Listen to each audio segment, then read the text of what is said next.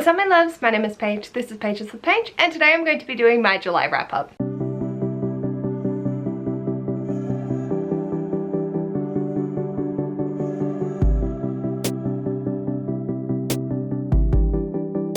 Hello my darlings, welcome to this video. Today I want to be talking through the 10 books that I read in the month of July and the stats to go along with it. Like I said, I read 10 books in July, which equated to 3,787 pages, totaling 122 pages per day and 378 per book. I had one book that was in the hundreds page range, one in the 200s, 3 in the 300s, 4 in the 400s, and 1 in the 500s. My average rating was a 4.2. I read 2 contemporary, 2 fantasy, 1 graphic novel, 1 manga, 2 mysteries, and 2 thrillers. I read 1 purely through ebook, 1 completely physical, and then 8 in physical audiobook combination. I read 1 middle grade, 3 young adult, 1 new adult, and 5 adult. I had 1 3.5 star rating, 5 4 stars, 3 4.5 stars, and 1 5-star read. I read 3 standalones, started 3 new series, continued with 3, and completed 1. The biggest book that I read was Full Metal Alchemist 3-in-1 edition volume 8 by Hiromu Arakawa, which was 576 pages, and my shortest was How the King of Alame Learned to Hate Stories by Holly Black, which was 173 pages. And my listening hours for this month was 41. So definitely less audiobook time, but about my normal. So it's really interesting seeing my stats fluctuate so much. The first book that I read in the month of July was How the King of Alame Learned to Hate Stories by Holly Black, and I ended up giving this a 4 stars.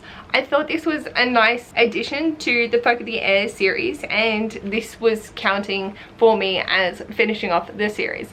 I really enjoyed the illustrations in it. They're absolutely stunning, and it gave me a little bit more context to what I had felt that I was missing from The Cruel Prince. I very much had a grand time with this. This was the book all revisited for the month, so glad to have ticked this one off, and it was just a really beautiful read and I had a good time with it. The next book that I read was The Thursday Meta Club by Richard Osman, and I ended up giving this a 4.5.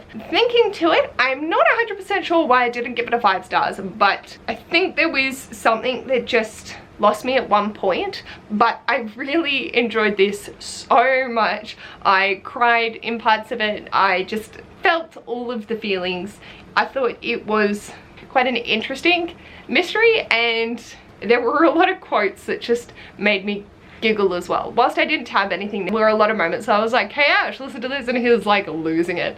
And yeah, it was obviously the first in a series and put for me to read for this year for my Bookish Peeps, chosen by Brittany Loves Reading. So I'm so excited that I've got to this and get to continue on with the series. It's 4 friends at a retirement home, and there's a bit of a mystery that goes along, but it was interesting to see the dynamics and how it all shaped to be. And I just thought it was a lot of fun and very wholesome. It was one of the most uplifting, darker book on my reads for this month. The next book that I read was Full Metal Alchemist, volume 8 in the 3-in-1 edition, so volumes 22, 23, and 24 by Hiromu Arakawa. And like I said, this was the biggest book that I read, but also the penultimate Full Metal, and I am not prepared.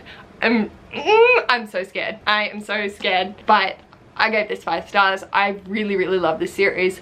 I definitely don't get as lost anymore, whereas there was a couple of volumes in the middle where I'm like, I don't know what's happening. I've recalibrated myself. I love these characters so much. I love the different magics. I love the science behind it. It's unnerving and unsettling and just, oh my god. So I desperately want to get to the last volume, but I'm not sure. Didn't come up for any of the picks for this month, but it's on the list, so I might end up swapping it in at some point because this just, oh my god.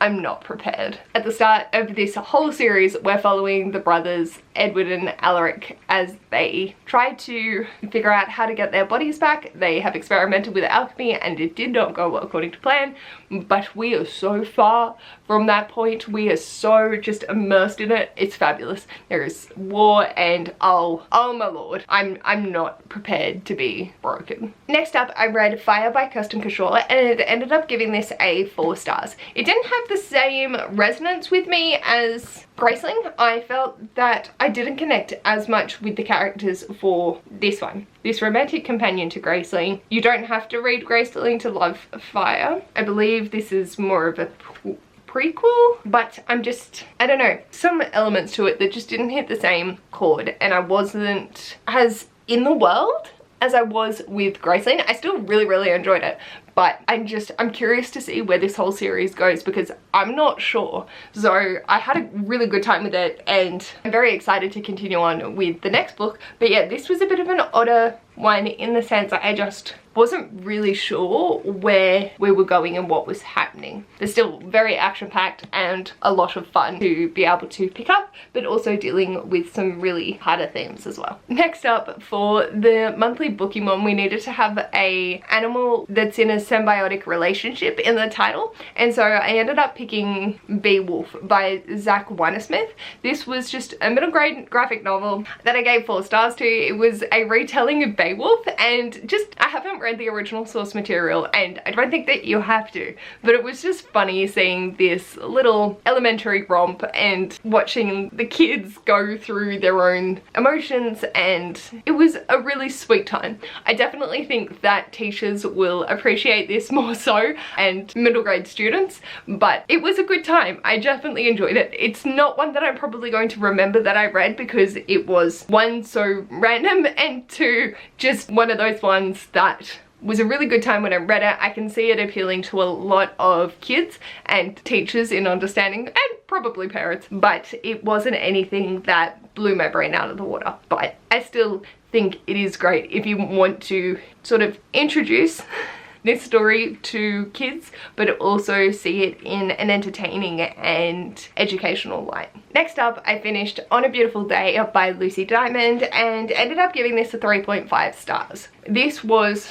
one of my book haul revisiteds, I think May, and obviously I was in PG and slumping, and I had picked it up, but just wasn't the right time for me to pick this up. Now, it was the rightest time it was going to be for me. I think we're following 4 friends who witness a car accident very close to them at a friend's birthday celebration, and it sort of shakes them up quite a bit. I found one particular protagonist just completely insufferable. I don't do their characters at all. Even finding out their backstory, whilst it softened them to me, I still just don't meld with their personality. And whilst I don't have to have likable characters, I can't deal with contemporary stories where they're just, if I wasn't going to hang out with you in real life, I don't want to hang out with you in book form, sort of thing. Then we had 3 other characters that I really enjoyed following their stories, and they're all going through their own shit and it's just exploring that.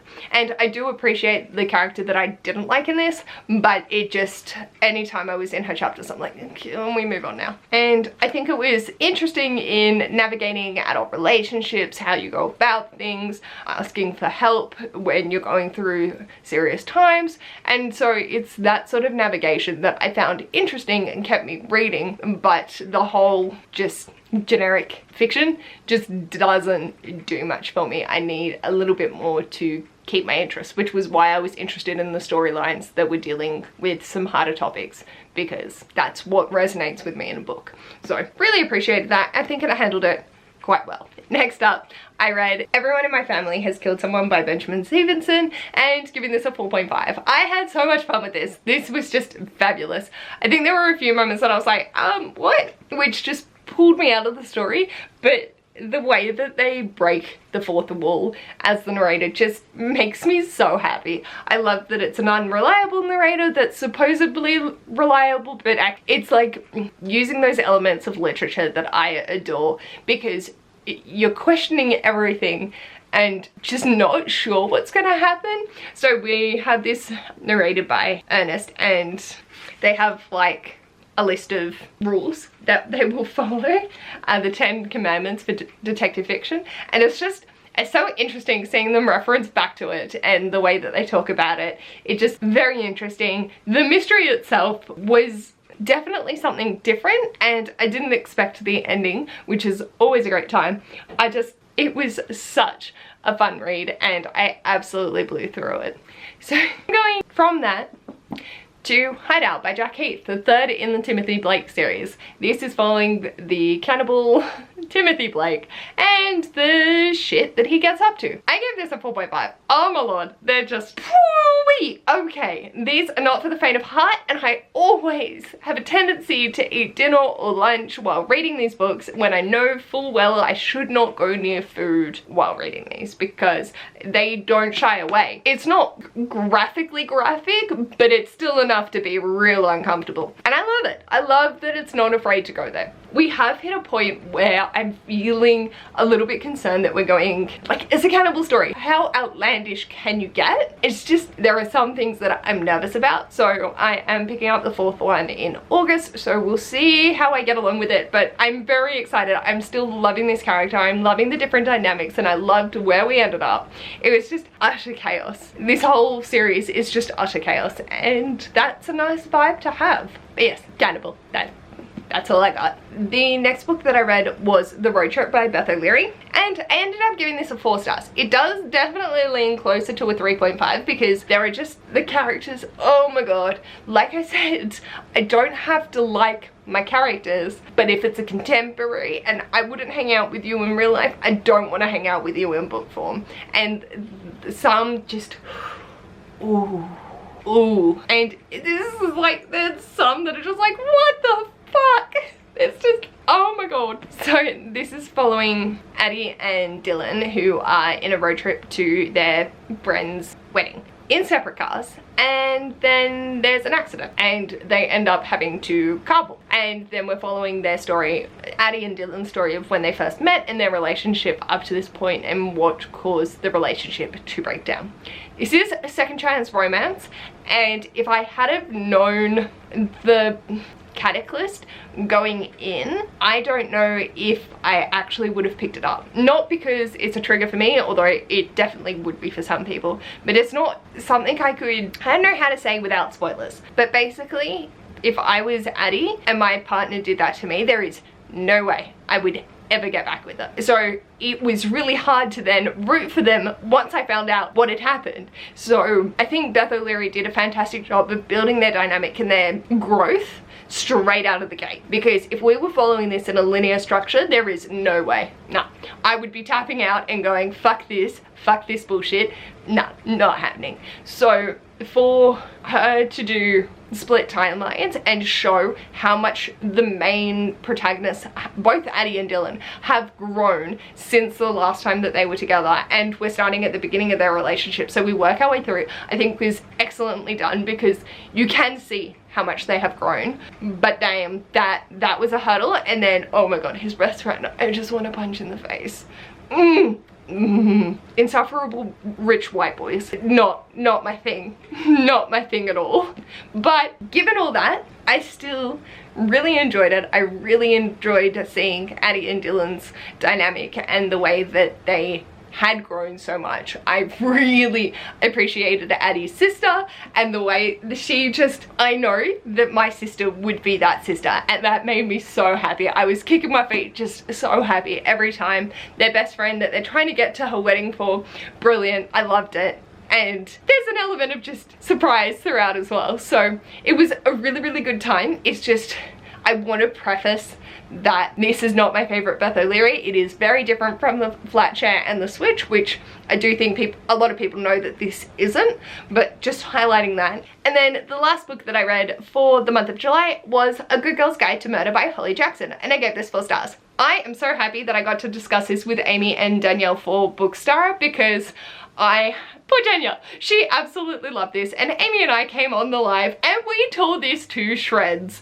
but not in a negative way, just discussing all that there was, the negatives quite loudly, and then we discussed the positives. I think it's exceptionally written. I loved having the audiobook and the physical book with the mixed media elements, but I also understand that some people didn't vibe with the audiobook or the physical book. I can't remember which one, but you know, if you can and want to, give it a go. You're doing immersion reading and then figure out if it's going to work for you or not. But I really enjoyed Pip. Just, dear God, as a teacher putting this in an academic setting, choices.